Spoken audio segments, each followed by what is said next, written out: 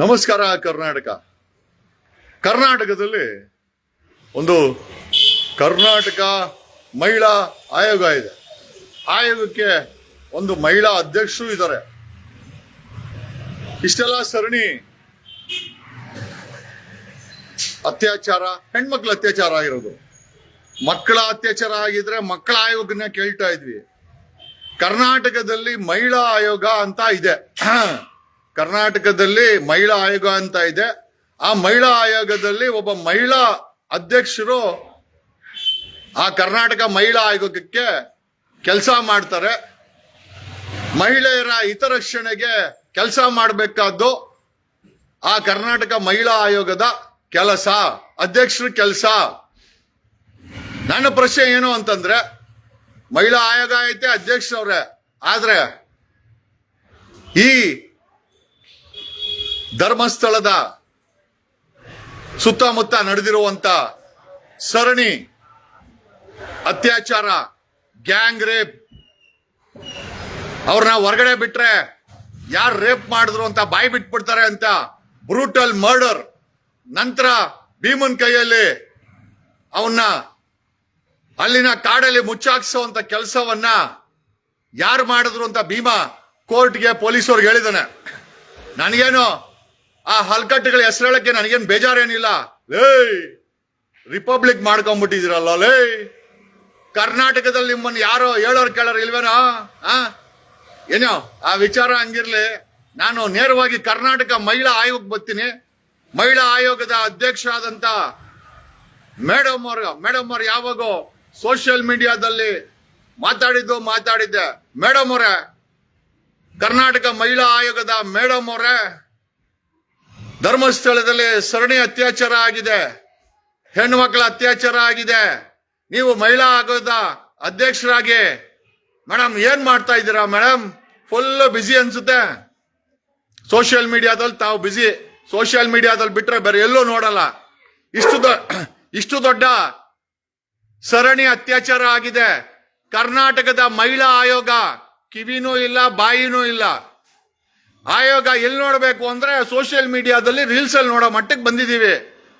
ಇಷ್ಟು 1000ಕ್ಕೂ ಹೆಚ್ಚು ಹೆಣ್ಣು ಮಕ್ಕಳ ಕಿಡ್ನಾಪ್, ಅತ್ಯಾಚಾರ, ಬ್ರೂಟಲ್ ಮರ್ಡರ್, ಅದನ್ನ ಅವ್ರ ಕಡೆಯವ್ರಿಗೂ ಶವ ಸಿಗದ ಹಾಗೆ ಮುಚ್ಚಾಕಿರುವಂತ ಇಷ್ಟು ದೊಡ್ಡ ಪ್ರಕರಣ ಇಡೀ ದೇಶವನ್ನೇ ಬೆಚ್ಚಿ ಬೀಳಿಸಿದೆ. ಟೈಮ್ಸ್ ನಾವು ರಿಪೋರ್ಟಿಂಗ್ ಮಾಡ್ತಾ ಇದೆ. ಕರ್ನಾಟಕದ ರಾಜ್ಯ ಮಹಿಳಾ ಆಯೋಗ ಮಾತ್ರ ಕಿವಿ ಇಲ್ಲ, ಬಾಯಿ ಇಲ್ಲ, ಕಣ್ಣಿಲ್ಲ ರೀತಿನಲ್ಲಿ ವರ್ತನೆ ಮಾಡ್ತಾ ಇದೆ. ಎಲ್ಲೋದ್ರು ಅದ್ರ ಅಧ್ಯಕ್ಷರು? ಮೇಡಮ್ ಅವರೇ, ಧರ್ಮಸ್ಥಳದಲ್ಲಿ ಇಷ್ಟು ದೊಡ್ಡ ಹೆಣ್ಣು ಮಕ್ಕಳ ಅತ್ಯಾಚಾರ ನಡೆದಿದೆ. ಕರ್ನಾಟಕದ ಮಹಿಳಾ ಆಯೋಗ ನಿಜವಾಗ್ಲೂ ಇದೆಯಾ ಅಥವಾ ಬರೀ ನಾಮಕೆ ವಾಸ್ತೆ ಇದೆಯಾ ಮಹಿಳಾ ಆಯೋಗ?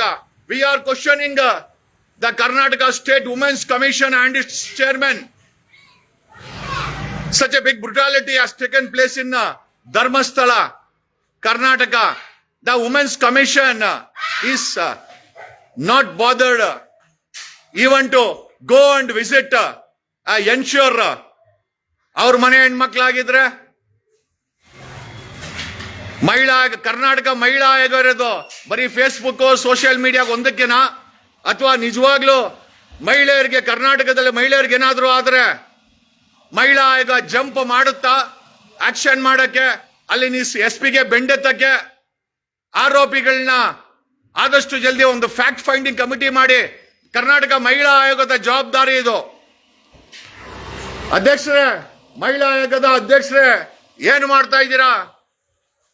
ಯಾಕೆ ಮೌನ? ಸಿದ್ದರಾಮಯ್ಯನವರು, DK ಶಿವಕುಮಾರ್ ಏನಾರು ಹೇಳವ್ರ ಇದ್ರ ಬಗ್ಗೆ ನೀವು ಮಾತಾಡಬೇಡಿ ಅಂತ? ಅಲ್ಲ, ಆ ರೀತಿ ಮಾಡಂಗಿದ್ರೆ ಕರ್ನಾಟಕಕ್ಕೆ ಮಹಿಳಾ ಆಯೋಗ ಏನಕ್ಕೆ ಬೇಕು? ಆಯೋಗಕ್ಕೆ ಒಂದು ಅಧ್ಯಕ್ಷ ಆಗ್ಬೇಕು, ಅದರಲ್ಲಿ ಎಂಪ್ಲಾಯಿಗಳು ಏನಕ್ಕೆ ಬೇಕು? ಮಹಿಳೆಯರಿಗೆ ಅನ್ಯಾಯ ಆದಾಗ ಮಹಿಳಾ ಆಯೋಗ ಮಾತಾಡಲ್ಲ, ವಿಸಿಟ್ ಮಾಡಲ್ಲ, ಪ್ರೆಷರ್ ಬಿಲ್ಡ್ ಮಾಡಲ್ಲ ಅಂದ್ರೆ ಕರ್ನಾಟಕದಲ್ಲಿ ಮಹಿಳಾ ಆಯೋಗ ಬೇಕಾ ಅನ್ನೋ ಪ್ರಶ್ನೆಯನ್ನ ಸಾರ್ವಜನಿಕವಾಗಿ ನೀವು ಮುಂದೆ ಇಡಬೇಕಾಗತ್ತೆ. ಆಯೋಗದ ಅಧ್ಯಕ್ಷರಾದವರು ಇಂಥ ಘಟನೆಗಳಾಗದಾಗ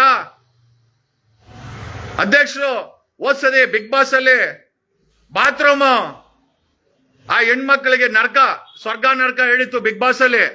ನರಕದಲ್ಲಿ ಬಾತ್ರೂಮ್ ನೀಟಾಗಿಲ್ಲ ಅಂತ SP ಮಾತಾಡಿ ಬಿಗ್ ಬಾಸ್ ಮನೆಯಲ್ಲಿ ಬಿಗ್ ಬಾಸ್ ಕಾರ್ಯಕ್ರಮವನ್ನ ರೇಡ್ ಮಾಡಕ್ಕೆ ಪ್ಲಾನ್ ಮಾಡಿದ್ರು ಮೇಡಮ್ ಅವರು. ಅಲ್ಲಿ ಬಿಗ್ ಬಾಸ್ ಅಲ್ಲಿ ಬಾತ್ರೂಮ್ ಇಲ್ಲ ಅಂದ್ರೆ ಹೆಣ್ಮಕ್ಳಿಗೆ ರೇಡ್ ಮಾಡಕ್ಕೆ ರೆಡಿ ಇರೋ ಅಧ್ಯಕ್ಷರು ಧರ್ಮಸ್ಥಳದಲ್ಲಿ ಸೀರಿಯಲ್ ಕೊಲೆಗಳಾಗಿದೆ. ರಾಷ್ಟ್ರೀಯ ಮಾಧ್ಯಮ ಟೈಮ್ಸ್ ನಾವು ಗಂಟೆಗಟ್ಟಲೆ ಪ್ರೋಗ್ರಾಮ್ ಮಾಡಿದೆ. ಸೋಷಿಯಲ್ ಮೀಡಿಯಾದಲ್ಲಿ ಜನ ಕ್ಯಾಕರ್ಸಿ ಉಗಿತಾ ಇದ್ದಾರೆ. FIR ಆಗಿದೆ. ಭೀಮನ ಹೇಳಿಕೆ ಮೇಲೆ FIR ಆಗಿದೆ. 164 ಸ್ಟೇಟ್ ಮೇಲೆ ಸ್ವಾಯಿಚ್ಛ ಹೇಳಿಕೆ ಆಗಿದೆ ಮ್ಯಾಜಿಸ್ಟ್ರೇಟ್ ಮುಂದೆ. ಕರ್ನಾಟಕ ಮಹಿಳಾ ಆಯೋಗ ಮಾತ್ರ ತುಡುಕ್ ಪಿಟಕ್ ಅಂತ ಇಲ್ಲ. ಯಾಕೆ? ವೈ? ಯಾಕೆ ಅಂತ ಅಧ್ಯಕ್ಷರು ಹೇಳ್ಬೇಕು. ಏನಾದ್ರು ಸಿದ್ದರಾಮಯ್ಯನವರು ಬಾಯಿ ಬಿಡಬೇಡಿ ಮೇಡಮ್, ಅದಕ್ಕೂ ನಮಗೆ ಸಂಬಂಧ ಇಲ್ಲ ಅಂತ ಏನಾದ್ರು ನಿಮಗೆ ತಾಕೀತ್ ಮಾಡಿದಾರ? ಅಥವಾ DK ಶಿವಕುಮಾರ್ ನಿಮ್ಮ ವಕೀಲ ಸೂರ್ಯ ಮುಕುಂದ್ ರಾಜ್ ಕೈಯಲ್ಲಿ ಏನಾದ್ರು ಮೇಡಮ್ ಏನು ಮಾಡಬೇಡಿ ಅಂತ ಏನಾದ್ರು ಹೇಳಿದಾರ? Because we are public, we have every right to question. ಮಹಿಳಾ ಆಯೋಗನ ಪ್ರಶ್ನೆ ಮಾಡುವಂತ ಅಧಿಕಾರ ಖಂಡಿತ ನಮ್ಗೆಲ್ಲ ಇದೆ ಅಲ್ರಿ. ನಾಮಕೆ ವಾಸ್ತೆ ಮಹಿಳಾ ಆಯೋಗ ಯಾಕ್ರಿ ಬೇಕು? ಇಷ್ಟೆಲ್ಲ ಬ್ರುಟಾಲಿಟಿ, ರೇಪ್, ಮರ್ಡರ್, ಕಿಲ್ಲಿಂಗ್ಸ್ ಆಗಿದೆ ಧರ್ಮಸ್ಥಳದಲ್ಲಿ. ಮಹಿಳಾ ಆಯೋಗ ತುಡುಕ್ ಪಿಡಕ್ ಅಂತ ಇಲ್ಲ. ಯಾಕೆ? ಅಧ್ಯಕ್ಷ ಎಲ್ಲೋದ್ರು? ಎಲ್ರಿ ಹೋದ್ರು ಅಧ್ಯಕ್ಷರು? ಕರ್ನಾಟಕ ಮಹಿಳಾ ಆಯೋಗದ ಅಧ್ಯಕ್ಷರು ಎಲ್ಲೋದ್ರು? ಯಾಕೆ ಮಾತಾಡ್ತಾ ಇಲ್ಲ? ಯಾಕೆ ಮಂಗಳೂರು SP ಗೆ ತಾಕೀತ್ ಮಾಡ್ತಾ ಇಲ್ಲ? ಯಾಕೆ CM ಸಿದ್ದರಾಮಯ್ಯನವ್ರಿಗೆ ಒಂದು ಫ್ಯಾಕ್ಟ್ ಫೈಂಡಿಂಗ್ ಕಮಿಟಿನ ಮಾಡಬೇಕು ಅಂತ ಯಾಕೆ ಪತ್ರ ಬರ್ದಿಲ್ಲ? ಯಾಕೆ ಪ್ರೆಷರ್ ಆಗ್ತಾ ಇಲ್ಲ ಅಧ್ಯಕ್ಷರು? ಕೇಳಬೇಕಾದಂತ ಪ್ರಶ್ನೆ ಕೇಳ್ತಾ ಇದ್ದೀನಿ. ಹೇಳೋದು ಬಿಡೋದು ಅಧ್ಯಕ್ಷರಿಗೆ ಬಿಟ್ಟಂತ ವಿಚಾರ. ಜಾಸ್ತಿ ಮಾತಾಡೋರು ಯಾರು ಆರ್ಯೋ ಅಂತ ಕೇಳ್ಬಿಟ್ರೆ ನಾವೇನ್ ಮಾಡೋಣ? ಮೇಡಮ್ ಅವ್ರು ದೊಡ್ಡವರು, ನಾವು ಸಣ್ಣವರು. ಏನ್ ಮೇಡಮ್ ಅವ್ರ ಕರೆಕ್ಟ್ ಅಲ್ವಾ? ನೋಡ್ರಿ, ಕರ್ನಾಟಕದಲ್ಲಿ ಮಹಿಳಾ ಆಯೋಗ ಇರೋದು ವೇಸ್ಟು. ಮುಚ್ಚಿಬಿಡ್ರಿ ಸುಮ್ಮನೆ. ಏನಕ್ಕೆ? ಸಂಬಳ, car, cabinet rank, security, police, gunmen, ಇದಕ್ಕೆ ಮನೆ. ಏನಕ್ಕೆ ಇಷ್ಟೆಲ್ಲ ಕೊಟ್ಟು ಧರ್ಮಸ್ಥಳದಲ್ಲಿ ಆಗಿರೋ ಆ ಸರಣಿ ಅತ್ಯಾಚಾರ, ತಲೆ ಬುಡಿಗಳು 1,000 ಅವಂತೆ. ಎಲ್ಲ ಹೆಣ್ಮಕ್ಳದೆ. Kidnap, rape, gang rape, brutal murder. ಆಮೇಲೆ to destroy evidence and ensure ಅವರು ಬಾಯ್ ಬಿಡಲ್ಲ ಅಂತ ಅವ್ರನ್ನ ಮರ್ಡರ್ ಮಾಡಾಕೋದು, ಆಮೇಲೆ ಮೂಟೆ ಕಟ್ಟಿ ಮುಚ್ಚಾಕೋದು. ಇಷ್ಟೆಲ್ಲ ಆಗಿದೆ. ರಾಷ್ಟ್ರೀಯ ಮಾಧ್ಯಮ ಇನ್ನೇನು ನಾಳೆ, if I am not wrong, BBC is covering the story. ಅಂತಾರಾಷ್ಟ್ರೀಯ ಮಟ್ಟದಲ್ಲಿ ಕರ್ನಾಟಕದ ಧರ್ಮಸ್ಥಳದಲ್ಲಿ ನಡೆದಿರುವಂತ ಸರಣಿ ಕೊಲೆಗಳನ್ನ ಅಂತಾರಾಷ್ಟ್ರೀಯ ಮಾಧ್ಯಮ ಕೂಡ ಕವರ್ ಮಾಡೋ ಮಟ್ಟಕ್ಕೆ ಇನ್ವೆಸ್ಟಿಗೇಷನ್ ನಡೀತಾ ಇದೆ. ನಮ್ಮ ರಾಜ್ಯದಲ್ಲಿ ಮುಖ್ಯಮಂತ್ರಿ ಮಾತಾಡ್ತಾ ಇಲ್ಲ, ಸರ್ಕಾರ ಮಾತಾಡ್ತಾ ಇಲ್ಲ, ಹೋಮ್ ಮಿನಿಸ್ಟರ್ ಮಾತಾಡ್ತಾ ಇಲ್ಲ, DGP IGP ಮಾತಾಡ್ತಾ ಇಲ್ಲ. ಏನು ಮಾಡಬೇಕು ಅಂತ ಕೇಳಬೇಕಾದಂತ ವಿರೋಧ ಪಕ್ಷದವ್ರಿಗೆ ಬಾಯಿ ಎಲ್ಲ ಸೂಜಿ ಹಾಕಿ ಒಲ್ಕೊಂಬಿಟ್ಟಿದ್ದಾರೆ. ಏನ್ ನಡೀತಾ ಇದೆ ಕರ್ನಾಟಕದಲ್ಲಿ, ಏನ್ ಬೇಕಾಗಿದೆ ಅಂತವ್ರೆಲ್ಲ. ಕರ್ನಾಟಕ ಮಹಿಳಾ ಆಯೋಗ ಮಾತಾಡಲ್ಲ, ವಿರೋಧ ಪಕ್ಷದ ನಾಯಕ ಅಶೋಕ್ ಮಾತಾಡಲ್ಲ, DGP IGP ಮಾತಾಡಲ್ಲ, CM ಮಾತಾಡಲ್ಲ. ಯಾಕಿಷ್ಟು ಭಯ? ಧರ್ಮಸ್ಥಳದಲ್ಲಿರೋ ಪ್ರಭಾವಿ ಮಾಫಿಯಾಗಳನ್ನ ಕಂಡ್ರೆ ಇಷ್ಟು ಭಯನ? ಅಥವಾ ಅವ್ರು ಹಾಕೋ ಬಿಸ್ಕೆಟ್ ತಿನ್ಕೊಂಡೇನಾದ್ರು ನಮಗೆ ಯಾಕಪ್ಪ ಮುಚ್ಚಾಕಣ ಅಂತ ಏನಾದ್ರು ಸ್ಕೆಚ್ ಕಿಚ್ ಆಗ್ತಾ ಇದ್ದೀರಾ? What is happening? Why is government silent? Home minister silent? Karnataka ಮಹಿಳಾ ಆಯೋಗಕ್ಕೊಂದು ಬೀಗ ಹಾಕ್ಬಿಡಿ ಬೆಸ್ಟು. ಏನಕ್ಕೆ? ಹೆಣ್ಣು ಮಕ್ಕಳ ಸರಣಿ rape, gang rape, brutal murder ಆಗಿದ್ರೆ ಆಯೋಗದವರು ಒಂದು ಮಾತು ಕೊಡಲ್ಲ, ಒಂದು ಲೆಟರ್ ಬರೆಯಲ್ಲ, ಆ ಧರ್ಮಸ್ಥಳಕ್ಕೆ ವಿಸಿಟ್ ಮಾಡಲ್ಲ. ಇನ್ನೇನಕ್ಕೆ ಬೇಕು ಮಹಿಳಾ ಆಯೋಗ? ಸರ್ಕಾರ ಮಾತಾಡ್ತಾ ಇಲ್ಲ. ಸರ್ಕಾರ ಏನಕ್ಕೆ ಬೇಕು? ಹೋಮ್ ಮಿನಿಸ್ಟ್ರು ತುಟುಕ್ ಬಿಡಕ್ ಅಂತ ಇಲ್ಲ. ಹೋಮ್ ಮಿನಿಸ್ಟರ್ ಯಾಕೆ ಬೇಕು? ಎಲ್ಲ ವಿಚಾರ ಹೇಳುತ್ತಾ ಒಂದಂತೂ ನಿಜ, ತುಂಬಾ ಈ ಅತ್ಯಾಚಾರ, ಗ್ಯಾಂಗ್ ರೇಪ್, ಬ್ರೂಟಲ್ ಮರ್ಡರ್ ಮಾಡದಂತ ಕೊಲೆಗಾರ ಮಾಲೀಕ ತುಂಬಾ ಪ್ರಭಾವಿ ಇದ್ದಾನೆ. ಮಾಲೀಕ, ನೀನ್ ಎಷ್ಟೇ ಪ್ರಭಾವಿ ಆಗಿರೋ, ನಮ್ಮ ದೇಶದಲ್ಲಿ ನ್ಯಾಯಾಂಗ, ನ್ಯಾಯ, ಸಂವಿಧಾನ ಬದುಕಿದೆ. ನೀನ್ ಎಷ್ಟೇ ಪ್ರಭಾವಿ ಇರ್ಬೋದು, ನಿನ್ನ ಹತ್ರ ಮೂಟೆಗಟ್ಲೆ ಹಣನೂ ಇರ್ಬೋದು, ನಿನಗೆ ಇನ್ಫ್ಲೂಯೆನ್ಸ್ ಇರ್ಬೋದು. ಒಂದಂತೂ ನಿಜ, you will face the fear of justice. ಒಂದಂತೂ ನಿಜ. ನಾನು ಹೇಳ್ತಾ ಇದ್ದೀನಿ, ನಾನು ಹೇಳ್ದಲ್ಲ, ವರ್ಡ್ಸ್ ಆರ್ ವೆರಿ ಪವರ್ಫುಲ್. ನಾನು ಹೇಳೋ ಭವಿಷ್ಯ ಖಂಡಿತ ಸುಳ್ಳಾಗಲ್ಲ. ಸತ್ತೋಗಿದೆ ರಾಜ್ಯ ಸರ್ಕಾರ, ವಿರೋಧ ಪಕ್ಷಗಳು ಸತ್ತೋಗವ್ರೆ. ಏ ಅಶೋಕ, ಏನಾಗಿದ್ಯೋ? ಮಾತಾಡೋ, ಮಾತಾಡು ಅಶೋಕ, ನೀನ್ ಮಾತಾಡು ಅಶೋಕ. ಲೇ ಅಶೋಕ, ಏನ್ ಏನಕ್ಕೋ ಸ್ಟೇಟ್ಮೆಂಟ್ ಕೊಡ್ತೀಯ? ವಿರೋಧ ಪಕ್ಷದ ನಾಯಕ ಅಂತ ಬೇರೆ ನಿನ್ನ ಬಿಜೆಪಿ ಅಪಾಯಿಂಟ್ ಮಾಡವ್ರೆ. ಈ ಧರ್ಮಸ್ಥಳದಲ್ಲಿ ಓಹೋ ನಿಮ್ ಪಾರ್ಟಿಯವರು ಹಂಗೆ ಡೆಲ್ಲಿ ಕಳ್ಸೋರೆ ಅಂತ, ಹಂಗ್ ಲಿಂಕು. ಓಹೋ ಏನ್ ಹೇಳೋಣ ಅಶೋಕ, ನಮಗೆ ನಗು ಬರ್ತದೆ. ಮಹಿಳಾ ಆಯೋಗ ಮಾತಾಡಲ್ಲ, ಕರ್ನಾಟಕ ಮಹಿಳಾ ಆಯೋಗ ಮಾತಾಡಲ್ಲ, ಸರ್ಕಾರ ಮಾತಾಡಲ್ಲ, ಹೋಮ್ ಮಿನಿಸ್ಟರ್ ಮಾತಾಡಲ್ಲ, DGP ಮಾತಾಡಲ್ಲ. ಅಫ್ಕೋರ್ಸ್ ನಮ್ಮ ಮಾಧ್ಯಮಗಳು ಮಾತಾಡುತ್ತೆ.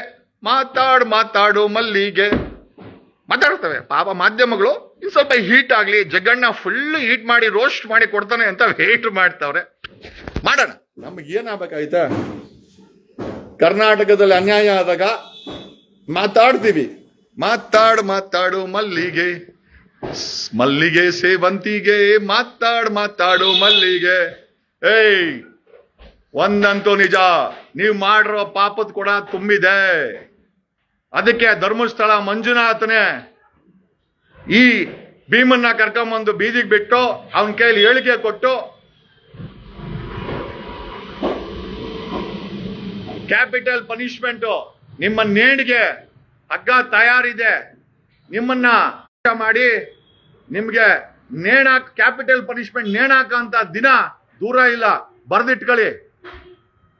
ನೀವು ಸರ್ಕಾರನ ಇನ್ಫ್ಲೂಯೆನ್ಸ್ ಮಾಡಿ ಏನ್ರ ಕೊಲೆ ಮಾಡ್ರೋ ಕೊಲೆಗಾರರ ನಾಚಿಕೆ ಆಗಲ್ಲ ನಿಮ್ಗೆ? ಮಾನವ ಮರಿದಿಲ್ವೇನ್ರೋ? ಕಂಡೋರ್ ಹೆಣ್ಮಕ್ಳನ್ನ ಎತ್ತಾಕೊಂಬಂದು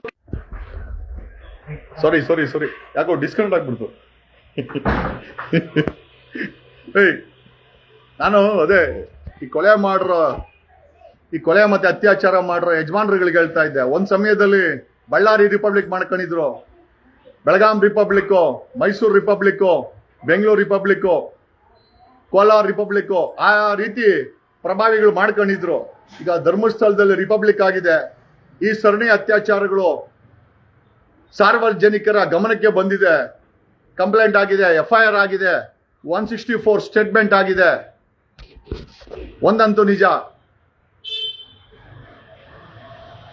ಈ ಸರಣಿ ಕೊಲೆಗಳಿಗೆ ಅತ್ಯಾಚಾರಗಳಿಗೆ ಯಾರ ಮನೆ ಹೆಣ್ಮಕ್ಳು ಎತ್ತಾಕೊಂಡು ಹೋಗ್ಬಿಟ್ಟು ರೂಮಲ್ಲಿ ಮಜಾ ಮಾಡಿ, ಅವ್ರನ್ನ ರೇಪ್ ಮಾಡಿ, ಗ್ಯಾಂಗ್ ರೇಪ್ ಮಾಡಿ, ಅವ್ರನ್ನ ಕೊಂದು ನಾಚಿಕೆ ಆಗಲ್ವಾ ನಿಮ್ಗೆ? ನಿಮ್ದೊಂದು ಜನ್ಮನೇನ್ರೋ? ಆ ಜನ್ಮ ಬೇಕಾ ಈ ಭೂಮಿ ಮೇಲೆ? ಆ ಧರ್ಮಸ್ಥಳ ಮಂಜುನಾಥ ನೋಡ್ತಾ ಇಲ್ವಾ? ಅವನಿಗೆ ಬೇಜಾರಾಗ್ಬಿಟ್ಟಿದೆ. ಅವನಿಗೆ ಬೇಜಾರಾಗಿನೇ ಭೀಮನ್ನ ಕಳ್ಸಿರೋದು. ಅವನಿಗೆ ಎಷ್ಟು ಬೇಜಾರಾಗಿರ್ಬೇಕು? ಧರ್ಮಸ್ಥಳ ಮಂಜುನಾಥನಿಗೆ ಎಷ್ಟು ಬೇಜಾರಾಗಿರ್ಬೇಕು? ಅಣ್ಣಪ್ಪನಿಗೆ ಎಷ್ಟು ಬೇಜಾರಾಗಿರ್ಬೇಕು? ಈ ಬ್ರುಟಾಲಿಟಿ, ಈ ಮರ್ಡರ್ಸ್, ಈ ರೇಪ್ಸ್, ಯಾರ್ಯಾರನ್ನ ಬಾಯಿ ಮುಚ್ಚಿಸ್ತೀರಾ? ಸಿದ್ದರಾಮಯ್ಯನ ಬಾಯಿ ಮುಚ್ಚಿಸ್ತೀರಾ?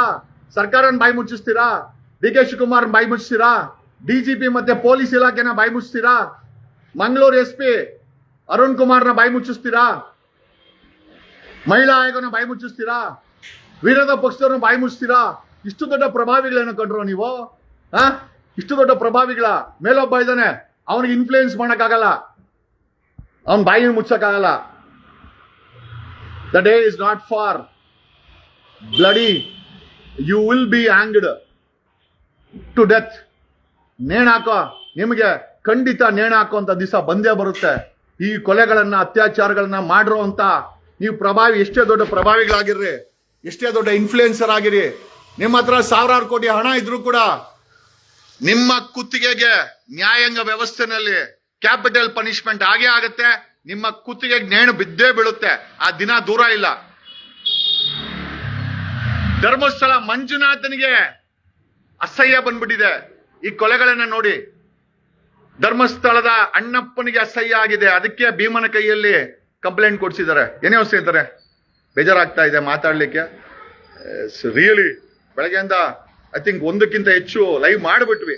ಕ್ಷಮೆ ಇರಲಿ, ನನ್ನ ಮಾತಲ್ಲಿ ನೋವಿದೆ ಹೊರತು ಯಾರನ್ನು ದೂಷಣೆ ಮಾಡುವಂತ ನನ್ಗೆ ಅವಶ್ಯಕತೆ ಇಲ್ಲ. ಬಟ್ ಆಗಿರುವಂತ ಅನ್ಯಾಯ ಇದೆಯಲ್ಲ, ಸರ್ಕಾರನ ಇನ್ಫ್ಲೂಯೆನ್ಸ್ ಮಾಡ್ತಾರೆ, ಮಹಿಳಾ ಆಯೋಗನ ಇನ್ಫ್ಲೂಯೆನ್ಸ್ ಮಾಡ್ತಾರೆ, ಪೊಲೀಸ್ ಇಲಾಖೆನ ಇನ್ಫ್ಲೂಯೆನ್ಸ್ ಮಾಡ್ತಾರೆ, ವಿರೋಧ ಪಕ್ಷದವ್ರನ್ನ ಇನ್ಫ್ಲೂಯೆನ್ಸ್ ಮಾಡ್ತಾರೆ. ಎಲ್ಲರ ಬಾಯಿನ ಒಲೆಯುವಂತ ಈ ಕೊಲೆಗಾರ ಅತ್ಯಾಚಾರಗಳಿಗೆ ಮಾಲೀಕ ಎಷ್ಟು ದೊಡ್ಡ ಪ್ರಭಾವಿ ನೀವೇ ಲೆಕ್ಕ ಹಾಕೊಳ್ಳಿ. ನಿನ್ ಯೋಗ್ಯತೆಗೆ ಬೆಂಕಿ ಹಾಕ. ಕಂಡವ್ರ